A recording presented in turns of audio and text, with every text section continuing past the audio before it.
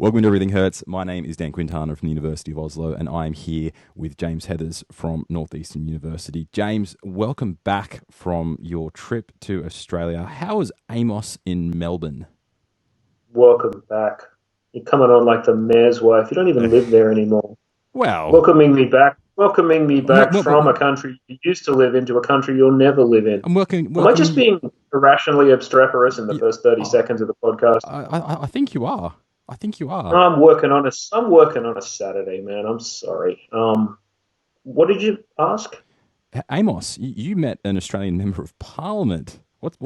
Oh, How was that? yes. Exactly the same as meeting any other member of parliament. They smile so hard and so often. I don't think they have central nervous systems. Seemed like a nice bloke, Um, though.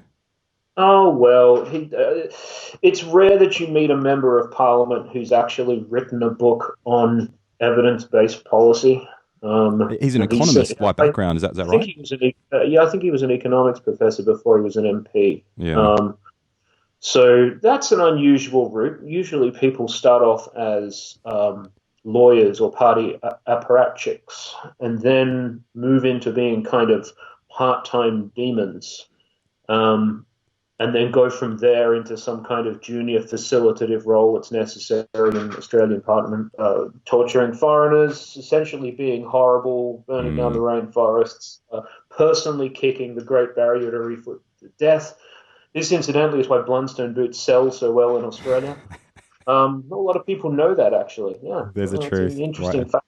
That's an Right. interesting fact of Australian market economics. Is boot sales is because everyone's kicking the environment to death, and then eventually they go into Parliament. But this guy was an economics professor, which is unusual. Yeah, he was a big fan of mice. That's great.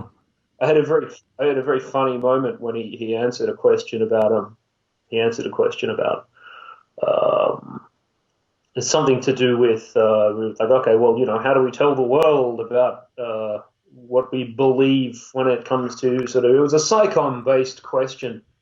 And he said, you know what's funny? This just says in mice account. And I No. must admit I wasn't fully paying attention, but when I realized what he said, I did my outside laugh that I hardly ever do inside. I occasionally do it on the podcast. People have told me that I do it here. But he did that without knowing I was there and in front of me. So I had to claim it. And he thought that was very funny and then wanted a funny photo for the internet. Which we posted But, to the yeah, as far as politicians go, it seemed like quite a sincere man. and Someone asked him to do something, and he goes, "Well, vote us in a government, and we'll try it," which is a great answer for an opposition. That that's endeared me a great deal. It's not sort of like, "Oh, would you like an empty promise?" It's more, "Well, you elect us, and we'll see what we we'll can see do." see what You we can get? I do. mean, I like that. yeah, it's much more honest than "Oh, I fully support all of your aims in bloody blah." It was more, you know, well, you do your bit, and then we'll talk. Now, speaking of mice, you won a special commendation from a recent award a few days ago. Can you quickly tell us about that? Oh Jesus! Is all just? Can we do a topic and not start keep? Oh, Quick, quick, fine. quick, There's a quick! thing It's good. called It's good. It's good. okay, an organization called Sense About Science. They have an award for that's for sort of psychom stuff, especially under duress thingies. I don't remember being nominated, although someone obviously nominated me. I certainly didn't nominate myself. They had 200 and something nominations. There were a handful of commendations, and the people who won were total gangsters. And I'm very glad I didn't win Yeah, it sounds if it like a would have great pushed them story. off this point. Yeah, One of them was a professor in Indonesia. He's like a forestry researcher, and he testifies against forestry companies yeah. writing That is illegal baller. op-eds That's ballsy, to ballsy. yeah. So they took him to court, what's called a strategic lawsuit against public participation, and sued him for $1 billion for telling the truth. They gave him the money. He looks kind of dope in a suit, and I was super impressed with that guy in particular. There's Awesome. another fella from Canada who was getting into wars with naturopaths, which is about as easy to start as putting on a hat. But Wow. obviously, he just kept doing it. So, but this is the Indonesian dude whose middle name was Hero. How good's Incidentally, that? we'll I we'll saw that. That was link to great. him. So Yeah. he gets the proper award and the money and the plane flight and the rest of that, and I get a certificate. But I'm very happy with my certificate. It's nice to get stuff like that. I just don't put a great deal of stock in it, I suppose. Good stuff. Now, I recently met some German Herzies, James, and they German Can I? Her Can I? Are they? Were they taller than you? some of them were. They're tall Good. people. Good. Yeah. So I mean, Do they wear shirts that look like tablecloths? Do they wear the uh, German tablecloths? they didn't. Maybe that's regional. No, they didn't. But apparently, They like apparently, Germans. apparently, our where is Ocker as Steve Irwin, James? I was told that our accents are incredibly Ocker, which is a bit of a surprise, but maybe we are. I think I do a bit of code switching with Australian. Yeah, I think I do too. It definitely changes. If I have to talk to people who aren't Australian, and this goes for the US, but especially goes for speaking neutral English in Europe, I Yeah, become a lot less Australian. yeah, same. And it changes with work context and how tired I am and how much I've had to drink. It's actually a lot of people with a total movable feast. So I have no idea how I sound a lot of the time. Mm, I don't know how Australian I'm being at any given moment. So I'm yeah, glad that makes them happy. yeah. You're going to Good. drop their names, or it's just you're just happy that the fact that there's at least a small amount of This German people who don't no, want you dead. this was Sandra and Cornelia who organised the Doing Good symposium, which I spoke at a few days ago, and it was That incredible. sounds really Australian. Doing Doing good, good. doing good, mate, doing good. It was a fantastic symposium about open science practices with some really great workshops. And they did a They've stellar job. invited you. I know. So they doorstop or something. Yeah, that was the only limitation of the entire thing. But it was a great time, and yeah, met fellow podcaster Sophia from Reproducibility as well, who met you in Amos a few weeks ago too. Yeah, So it's told all me a story that was so horrible. I'm trying to forget it. I'll have to remember to ask her about it. well. We have to move on though. But before we do, I do want to give one special We don't shout have out. to. We're going to. We're going We're to, going to do something useful. but before we do that, very And no quickly, one's that interested in our fucking itineraries, Dan. I want to give a shout out to a special Hertzy, Guy Procillo, who is from the University of Melbourne, and Guy does an amazing job doing summaries of our episodes. He's done about 20 of them, and we've yet to give him a shout out on the podcast. So we just want to say thanks, Guy. We really appreciate it, and yeah, I met him in Melbourne. did ya? There you go. Well, you just said he was from Melbourne. I mean, Yeah, obviously, he was Amosing. he would have been Amosing. Yeah, Yeah, good he's on you, got Guy. much better hair than me. He's got much better hair than me. Wow. I mean, that's not hard. It's just the first thing that I notice. Anyone who's got really good hair, I always go, "Wow, look at that! How did you do that?" How'd you manage that? Because yeah, well, so if I did that, it'd do 20 seconds or something, and I'd be hit by a tidal wave, or leaves, or a squirrel would shit on me or something. I'm just very impressed with people who have that kind of level of deportment. Now, This is, of course, irrelevant, but thanks, Guy. thanks, It Guy. was nice to meet you. We've got a special topic today, and James, you're the one who suggested this, so I'll get you to kick this one off. Well, yeah, Nature do a survey of PhD students every year. It's turning into a thing. This is the fifth or sixth or something. Every single year they do it. Every single year they get a bunch of responses. So they've got a ticky box business. They've got an open response business. And the thing that I like about it best of all is it's quite global. Often we have figures on what it's like to be in any given scientific position. And those figures are very often Uncle Sam centric. Yep. Sometimes they're European centric. The Australian ones are really Australian centric, and there's vagaries about the graduate student process that mean that it's its own context, I suppose. When I Mm. explain how Australian PhDs work to people in the US, they're a combination of fascinated, horrified, and jealous. Yeah, It's exactly the all same. it's all different. Yeah, It's all different, like right down to the ground. So this is really worth reading because I mean this is its own funny little piece of meta research, because they're doing basically life and work habits of PhD students all over the world, And the best part about it being all over in the world is that 40% of students are not studying in the country that they're from. Yeah, that So, was yeah. you get 30% of the sample being European. Well, 40% of the 30% are not European by definition. So like, it's reflective of the general environment. Like every fucker's from everywhere. Yeah, yeah. And so, I mean, things like this are usually sobering reading, right? Mm. Um, I don't know. You ready for a few sobering facts, Dan? Yeah, hit us. Yeah, because I've read this article before, but hit us with what you Yeah, got. well, I've got a little list here, but see, you can't do Magic Dan and assume that everyone can read your mind, assuming there's anything there to read, of course. Okay, so how many hours a week do you think a PhD student should work, Daniel? Uh, anywhere from 30 to 40.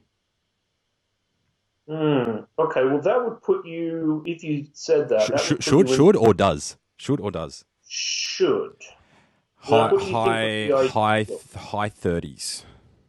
Okay, that's still putting you in the bottom quartile of work time for most people. Doesn't surprise me. The modal value is 41 to 50. And I'd say we have, I don't think they did the figure on this, but I'd say we have just pushing half the sample working 50 plus per week. I don't necessarily believe people who say that they work more than 80 hours a week. I've known people who've said things like this, and then you find them at work and they're unwilling to go home because it looks bad, but it Yeah, turns out they're that they're, they're they're at a work, pair but of they're not. shoes. Yeah, Yeah. they're at work, but they're not So, working. I Yeah, mean, this is it would it's another this comes up with media research all the time when you're saying, well, screen time is bad. Well, what are you doing with your screen time? If you're Skyping your grandmother, presumably it's different than playing the Fortnite or watching pornography with donkeys. These are all different things. The donkey's not involved, incidentally. It's just some people fancy the aesthetic. So I assume there's one in the corner, um, entirely uninvolved. That's the problem with modern donkeys. I don't want to get involved. So, I mean, look, donkey porn aside, James, come on, really focus. focus, mate. It's still a lot. I'm not sure how that differs to normal white collary, middle classy sorts of jobs in general for the kind of. I assume that the right hand side tail for the poor old PhD students is longer. It really depends on the Um, actual industry, though. yeah, it does. I mean, there's no access to the raw data, so I couldn't dig Look, that look. with. I want to. The thing that's the scariest of all. Um, is the biggest, when it comes to the agree disagree business. I got 49% of people to say yes to this. The culture at my university calls for long hours and sometimes working through the night. Are those face to face hours? Yeah, Because that's a lot of people. The culture at my university calls for long hours. And also, presumably, a lot of these people feel like they don't have the facility to tell the culture to go and fuck itself and then get things done anyway in an effective manner. You probably didn't feel that during your PhD. I mean, we worked a lot, but I spent an awful lot of time working in the backyard and on the couch, and you know, yeah. I still felt pressure to be at the office between working hours. Yeah, between sort of yeah. I mean, remember, like we shared near the end of our PhDs, we sort of diverged a bit. Remember, and where I was for finished. yeah, where I was for sort of the last year, there was a little bit, but here's the big difference. So I was expected to be there during typical work business hours, 9 to 5, 9 to 6. That was the kind of thing. It's much better here in Norway. There are no expectations whatsoever. Of course, you need to actually fulfill your commitments, but there's no pressure to be in your office for the sake of being in your office. But the thing is, though, there are a lot of students where that expectation actually extends a lot. And I was having a few conversations with students when I was actually at this. I mean, I don't work in an undergraduate department. I work in a research institute, so I think the culture is a little bit different. But actually, speaking with a lot of PhD students from a different institute, it was very very eye opening to hear that there's cultures of people sort of stick around, wandering around 10 or 11.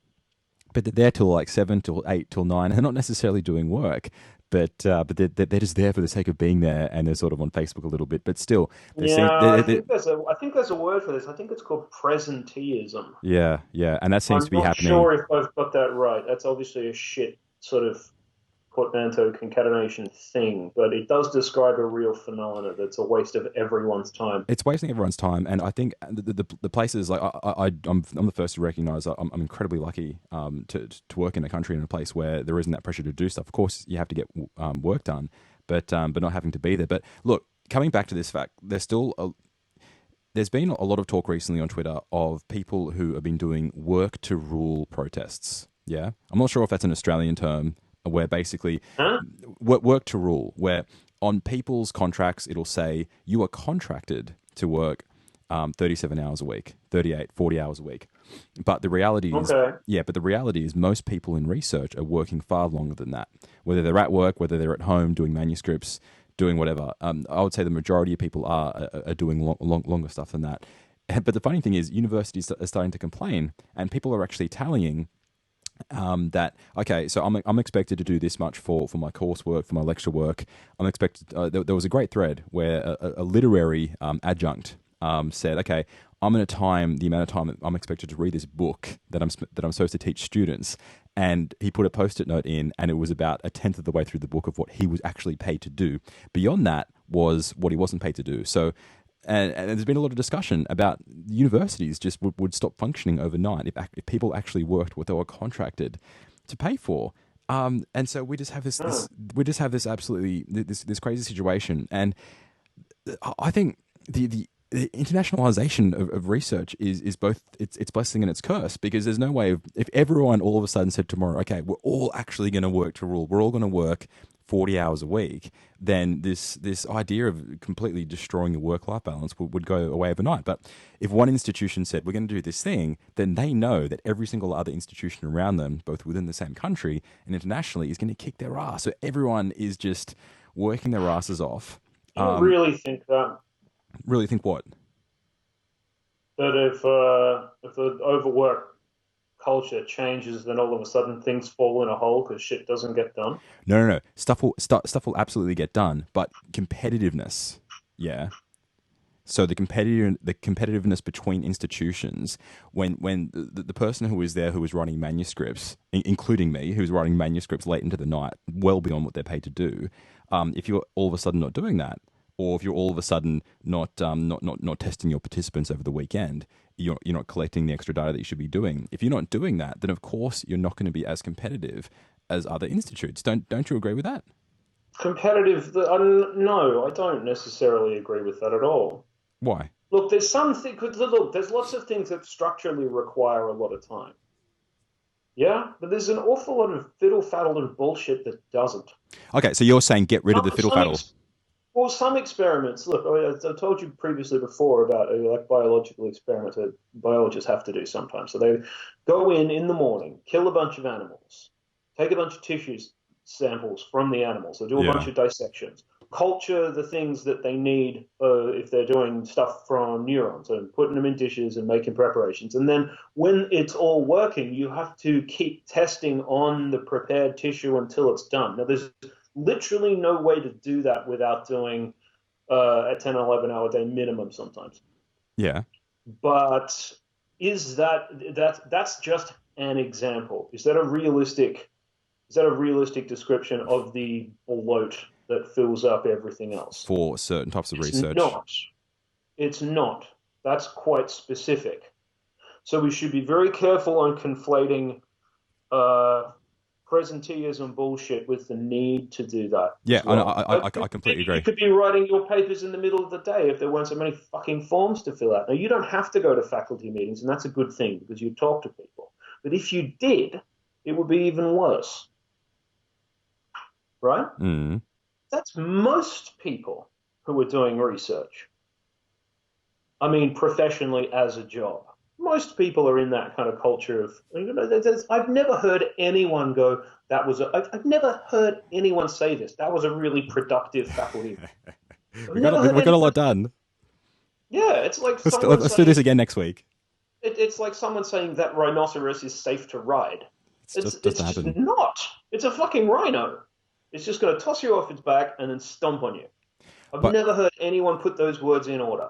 I still don't quite get what you're getting at though, because my argument I think still holds that if everyone actually worked, regardless of what type of work it is, whether it's meetings, whether it's collecting data, if one university somehow waved a magic wand and was able to enforce every single staff member, every single academic is only working 40 hours a week, and they did that over the course of 5 years, their competitors would be doing a lot more work only because their competitors are actually Producing more things in order. yeah, more things in order, more meetings which have to happen whether you like it or not.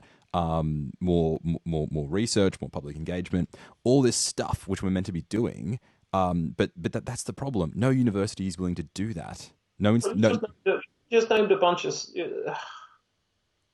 We're not going to resolve this. Look, do you want to know what's at the center of it? Okay, It's one of these other. okay. One of these other questions. What do you enjoy most about life as a PhD student? You know what dominated every single other category? Intellectual challenge. That's great. Not knowing I have the chance for a permanent academic research post or non-science research job or a non-academic research job, and social life came in at a 1%. You guys sure know how to party. Intellectual challenge dominated everything. And that's the problem with having people who are intrinsically committed to a task. That's the problem with having them as a workforce. Yeah. Because you're going to, this is, I mean, I've spent fucking years working into the middle of the night and getting panda circles under my eyes because there's something I couldn't leave alone. Now, most people think that's fucking crazy.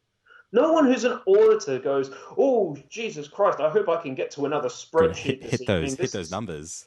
Yeah, oh, so look at that fuller. Oh, look at that curve on that motherfucker. No one's doing that. That's the thing about having an intellectual life.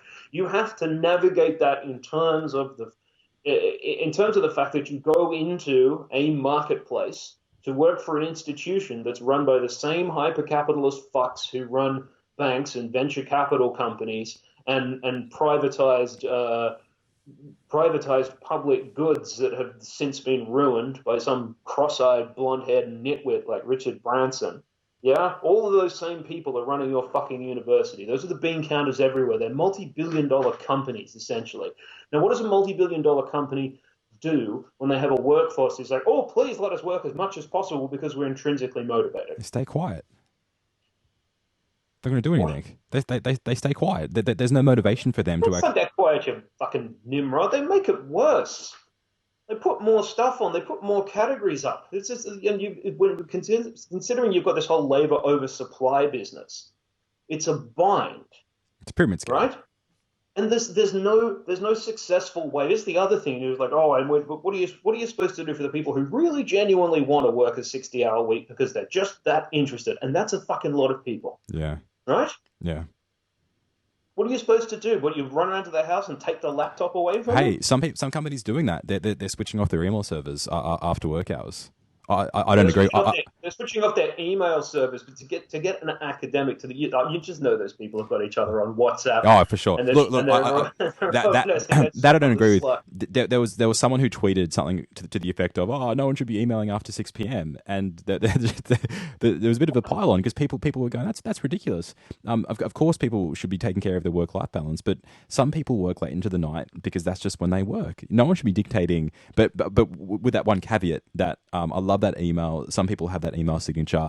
I might be emailing you outside of work hours, but there's no expectation for you to email me back within these extreme hours. Sorry, hang on. I thought everyone knew that. I thought that was the inherent nature of email. Yeah, what I'm supposed to do, like only send letters on a Monday so it turns up during the week? For you, James Heathers, yeah, but for the average student where there's a massive power imbalance, yeah, you get email from the head of the institute at 11 p.m. Not when I was a fucking student either.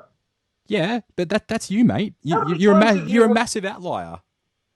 Oh, well, thanks very much for calling me massive. I feel quite self-conscious. Look, speaking of outliers, there was one comment from someone who happened to be Australian in the survey who said, "I'm actually really happy with my PhD. Am I an outlier?" So I just want to bring up. Yeah, that was one of the points at the start. I like that. I want to bring up something that that perhaps. Look, when you're hearing your colleagues and people online saying that their PhDs are bad, having a bad experience, which I'm sure a lot of people are, and that is their experience, you're not no unless you're a massive dickhead, you're not going to chime in and go, you know what, things are great. I'm doing fine. So what I'm wondering is that That's also not what you're talking about when someone else is going, well, I'm having a really terrible time. Like, it's not the normal no. human response to jump in and go, I'm not. It's like someone saying, I bought a Ford Focus. You're like, oh, well, I didn't. Let me tell you about all the ways I didn't do that. Go fuck yourself. No one talks like that, Dan. Yeah, I know exactly, but I'm saying that a lot of people, very few people on Twitter or online, are actually mentioning that they're actually having a good time, or that they did have good experiences, regardless of the context. It's not necessarily in the context of people who are saying I'm having a bad time and people jumping in and going I'm having a good time, but I have a feeling that there's a few people who are sort of keeping their experiences a little bit quiet for the fact that they don't want to be that person who's rubbing it in the faces of other people. So I think there are possibly more people than we think who had a neutral or a positive experience in their PhD and are potentially keeping quiet for that fact? Or do you think you're giving me that skeptical Heather's look, or the pondering look? What do you reckon? You probably had a good time. I had a neutral time. The thing is though, I had a horrible time during my honors year. So I sort of compare it to You that. were you were at Club Mac for your honors year. Yeah, but it was it was still a huge amount of work, and it was incredibly stressful. Only because the honors year is just condensed in. So for me during my PhD, all those times were like, oh man, there's a lot going on. I was just comparing it to my honors year. I'm like, you know what, this is actually a lot better than my honors year. And so comparatively Mhm. speaking, so look, and the thing is, like, I enjoyed that the intellectual challenge and the social aspects and all that kind of stuff. But I just have a feeling that there's a lot of people out there who are possibly having that neutral time or a good time, but aren't necessarily sharing Well, that. I don't know. I don't know about neutral. It's more the fact that there's strong benefits and drawbacks that exist simultaneously, and Yeah, you're putting that into. I think it's more. It would be more revealing if you asked that question in terms of whether or not it was worthwhile, yeah, yeah, yeah, rather than like, was it a good time? yeah. I It's a mean, weird question to ask. Yeah, yeah, so I mean, everyone, even anyone who's had a good PhD, no one's ever going, "Oh yeah, it was like a holiday in Fiji for no, no three one's saying that. years," and then Other I than the people immediately doing field moved to work in the Fiji. job of my dreams in McFuck's what's his name department. It's just, it's no. I mean, at a baseline level, there's obviously the vast majority of people have some form of, if not necessarily overwork, then a shitload of it. I mean, it's pretty difficult to avoid some periods of overwork because there's tasks where you have to do everything yourself. And if you don't do everything yourself, it literally won't happen. So you're without support. PhD students don't have staff. They're not handing tasks off. Yeah, yeah. Um, there's also an element to which there's no out. Like if certain things aren't completed, there's no way to kind of fail upwards out of a PhD. There's things that are inherent on you, and Mm. the vast majority of people have some kind of financial pressure somewhere. Yeah, and that was one of the Yeah. big that was one of the big things mentioned in the survey. For most people, it's the crushing financial pressure. So Uh, even people who are really like, I like this program, I like my supervisor, I like my work, it is interesting and fulfilling. I am poor as fuck. yeah, yeah, That is there's nothing that prevents those things from going together. yeah, yeah. Um, and look, some of it's structure as well. I'm familiar with this from I couldn't believe people didn't know this. Only found out that lots of people didn't know this recently, um, especially in the US. But I think it depends on the rules for Australia. I think there's ways in which this can happen. There's some of the conditions of your PhD, especially if you're on a visa, are certainly this is a condition for a postdoctoral visa. You're not allowed to do other work. A lot of institutes have that. Yeah, you're literally not allowed. So if you have a shit stipend and you think, oh, no worries, I'll do whatever else, you legally can't. So, how the fuck are you supposed to improve your Yeah, circumstances? A lot of it's people have side jobs. A lot of people have other shit they're interested in and things that they want to do. But more than that, you have things that are related to your research where people turn up and say, look, here's a few grand. Sort this thing out, would you? There's lots of contract work in the world. There's lots of academic associated stuff. These things are knocking around. I wouldn't mm, say they're easy to find, but they certainly exist. yeah, And then people are walled off from that as a kind of possibility in the first instance. Yeah, it's That just always struck me. That always struck me as, I mean, if you have a blanket rule about that, you don't even give people the opportunity to like register any ability to do all of it at the same time. mm, You know? And that goes for I'm going to pull coffees or cut sandwiches or fucking work behind a deli counter or drive a cab or be a garbo or whatever else, all the way through to the people in the lab down the hall want me to act as an RA on this project for something that's really similar to what I'm doing right now. yeah, It's all inclusive. Now, when you get to my level of interaction with the institution, I can take side jobs. One, if the university explicitly approves me taking the side job in the first place. I mean, they have to fill out a form. mm, That's necessary. Um, they have to tell the government, and the work has to be directly related to my PhD program. yeah, Directly. yeah, So the things I get to do are consulting, seminars, anything where I think I'm going to like pick up money or collaborators or something where I'm talking about the work that we do and someone's paying me. Um, so those are okay, and different forms of consulting things. Those are okay. Literally anything else is like they won't be able to get the form filled out yeah, because the university doesn't want to piss off Uncle Sam. yeah, yeah. Yeah, so I mean, they don't get the opportunity to make their own decisions, and people are like, oh, PhD students are all still acting like children. I go, well, in this case, you're treating them like fucking children, so Mm, maybe take a step back there, dickhead. I want to yeah. get to something else before we walk off the end of the earth with this one. This is like if there's one thing here that's gonna really sort of like if you're gonna make that face, have you experienced discrimination or harassment at a PhD program? 21% yes. And then there's 4% prefer not to say. I think they prefer not to say because it's fucking Yeah, yes. yeah, yeah. So I'm going to assume that's about a quarter. I That's mean, just so disappointing. why wouldn't you just put no? Yeah, exactly. Right. Yeah, yeah, So if yes, which of the following have you experienced? And this is obviously a multi-box because it adds up to more than 100%, right? Gender discrimination, 39%. Racial discrimination or harassment, 33%. it's so disappointing. Age discrimination, 16. Sexual harassment, 15. Prefer not to say 9. Religious, disability, LGBTQ. That's the end of the list there. But gender discrimination, 39% from a baseline of 20%.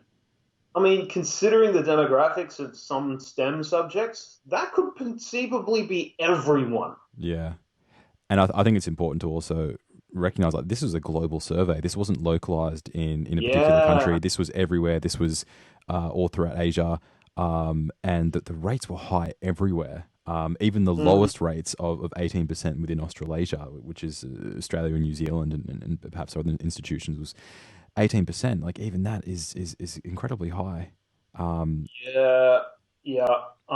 The thing that I find really weird about those figures is I can't pull out of this number like general academic shittiness, yeah, which in a lot of forms, not necessarily gender, racial, age, sexual, etc. General academic shittiness, getting cut off your own papers, getting yeah, bullied, getting intimidated, getting your feet set on fire. And maybe not that one. That was a dream I had a while back. The I mean, that's also that, yeah, like that's 6,300 responses. So that's lots of fucking people saying yes. yeah, Now, I don't.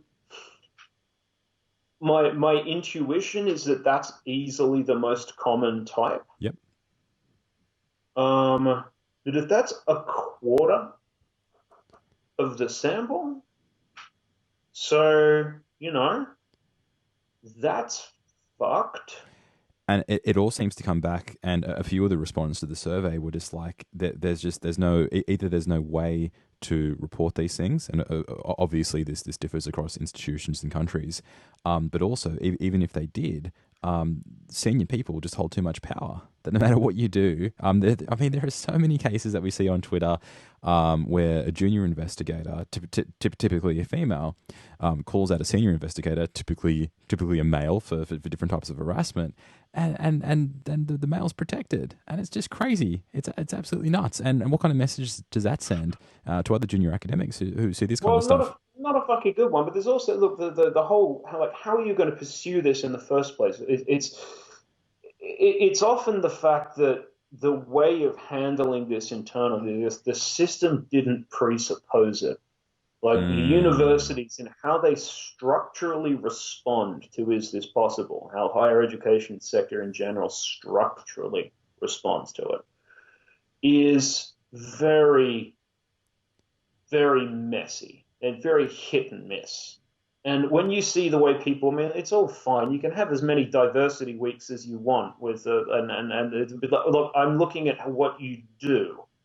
And when you see the way universities in the US run Title IX investigations, which are a fucking shit show and have been legendarily unfair to people on both sides of the kind of accusatory boundary, they manage to fuck them up so bad sometimes, you know, and sometimes that behavior like trends into criminal. Now that's not the higher education sector responding, that's them trying to filter through federal legislation and understand how that happens. But you think a lot of the time, what would this student with that boss do in this situation? Like what would their recourse be? And my answer to that is I think about that a bit. Like, what would they do in that situation? Because, you know, talking to whistleblowers a lot of the time and thinking about people who are in difficult situations, what would the best way to manage this be? As I think about sort of, I mean, yeah, there's some overlap with sort of research misconduct stuff. And when you see the internal mechanics of a research misconduct investigation, you realize just how fucking bullshit internal processes for determining bad behavior are. mm, And I refuse to believe that everything's fine when it comes to bullying, intimidation, sexual harassment, gender discrimination. I refuse to believe that those things are being well handled, yeah, considering that they're fucking up like major research fraud, yeah. industrial level sloppiness, to the extent where huge swathes of research that are being produced are unreliable. I mean, I think of the first Cornell investigation of Uncle Brian, Mm. Professor Wansink, and the first investigation concluded everything is fine. They ran that.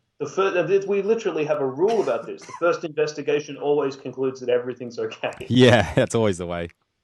One more final thing before we both go and die on a Saturday. This isn't. It isn't all terrible. The thing that I found really interesting is that three-quarters of students are satisfied with their degree of independence. I that That's that surprised me. that's that's interesting. That's interesting because that's a pretty resounding endorsement of I get to do the work I want. Yeah, I was really surprised by that. Um, 67% satisfied with their overall relationship with their PI. In an ideal world, that would be higher, but no, okay, fair enough, two-thirds. Again, better than I thought. Um, well, yeah. Look, when it comes to things like that, I think that not being satisfied with that and then complaining about it loudly and vociferously is probably overrepresented for the most part. Um, but it also, I mean, it means that there's not a lot of. I wonder, in general, do PIs have time to micromanage anymore? I know, right? You know, is there even the facility within the day to get annoyingly over involved and tell people what to do? Um, I mean, it's possible to have too much independence. There's absolutely nothing in here about that. It's just sticking someone in a room and go, "Way you go, my son. You'll figure it out. See you in 3 years." That's obviously like But negligent. I But think that would be reasonably uncommon. I think that's why a lot of people did actually report that they find their work intellectually stimulating because they're actually able to pursue the sorts of things that they wanted to do, and that is Mm. incredibly rewarding. You see these statistics that one of the strongest predictors of job satisfaction is this locus of control. do you actually have control over your day? And the people who have Mm. people who have flexible days, who can decide this is what I'm doing today, generally have they're much happier at work, and I think that's what's being reflected here. So I'm pleasantly surprised that a lot of people are actually able to report, given all these stories you hear of these, and it happens, of course, but all these stories of PIs who are micromanaging. But like you said, who has the time for that? Yeah, I wonder if that's the basic central mechanic of it is that there's just no you have to give people the opportunity to figure it out because showing them how stuff works would be Yeah, a tremendous problem. Obviously, considering that the ratio of PhD students to jobs is pathetic, the reason yeah, that it all that's a still whole. works is because everyone says that their first preference is 56% first preference, and it looks like about 75 first or second preference as academic job preferences for when they're done. Good Yeah, luck with that, burgeoning PhD students of the world. And you can discount when it comes to things like that. I mean, 11% of people say a medical job is the job they're most likely to work in. Let's assume that those people are undergoing medical training rather than someone who's doing a PhD in anthropology saying, yeah, ooh, I want to get a medical job. Um, but and industry is like there's lots of sectors where it's far more common to move into an industrial role than it is in others. yeah, sure. So biotech, material science, mining and geoengineering, geology, etc. People that I've met from those areas, like a lot of them are getting a PhD because it's a good training in something that will allow them to do something else, and they need to know a lot about a specific topic so they can go and work on a fucking topic somewhere. So, Yeah, yeah, um, I think I've met in the last few years especially and heard about an increasing number of people in biosciences in general who are thinking like that going through their PhD. Like, I don't want to do a fucking academic job. hmm In a way, having that split up by sector would be much more informative. yeah. Like, do you want to do that? I mean, do you ever meet people who are doing a PhD where they're utterly uncertain of what they want to do next, and you have no advice that you could potentially give them? I'm not saying they're asking for advice, like, but if you searched in your brain for what advice would I give someone who's doing a PhD in English literature or a PhD in some reasonably obscure form of linguistics, or in languages or history, Yeah. and you don't know what to say. It's like, oh, I could do. I'm not really sure what comes next. Yeah, Well, I would have fuck, no man, idea. neither am I. I just want you to be happy. I just don't know what's immediately suggested. I assume that those things are navigable. I It's just, mean, it's funny how little you know when you move out of your own wheelhouse with these things, isn't it? yeah, yeah. Potentially, I'm sure there's things that people really would want to do if they knew what they were. It would be fucked if I know what they are. Let Wow. us know, Hertzies, because I mean, obviously, there's a lot of options within the biosciences, any sort of STEM-ish type PhD. There's a lot of alternatives, but then you see people doing it Yeah. in other disciplines. You're like, gee, what do you do? That pool's just getting smaller and smaller. Well, yeah. I mean, I always think of that when I see a department, and the department's like the Department of Psychology, Art, and and Business. It's like that you can get all those people into a building. Yeah, wow. There's like four of them each. What the fuck's going on? It's yeah, that's all those sort of yeah, you definitely post as your best combo play Yeah. departments, especially when there's Oh, there's two there's two kind of academic disciplines, I suppose, that have no crossover whatsoever. yeah. You know, There's got to be some good ones out there. yeah, there's got to be like a department of mechanical engineering and linguistics somewhere. Oh, yeah, but that kind of, oh, maybe it doesn't make sense. I don't know. I'm racking my brain here, mate. It doesn't make sense. Yeah. All these linguists like an invited lecture on microstructures of concrete. Sure.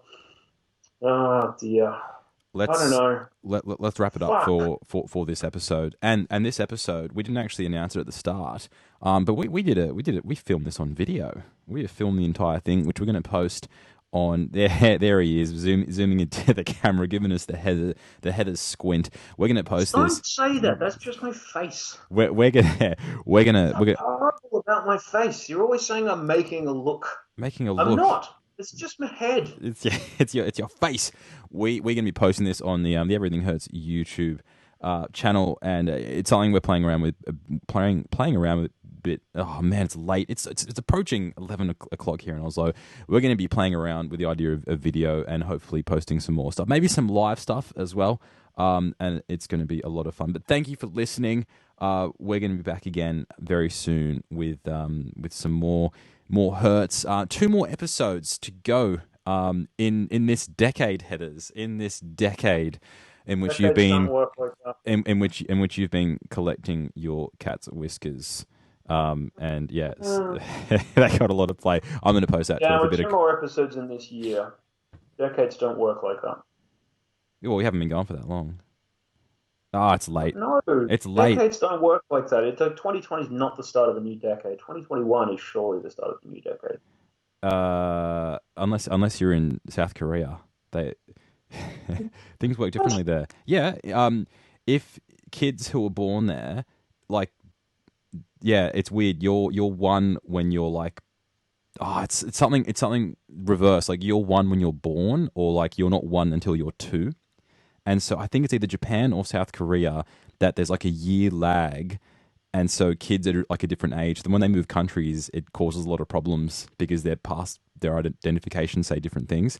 Anyway, maybe I'm completely wrong. I'm going to Google this straight away. But wheels are falling off. You should go to bed straight away. I am going to go to bed straight away. Thanks for listening. We will be back again with more Everything Hurts. See you later. Toodles.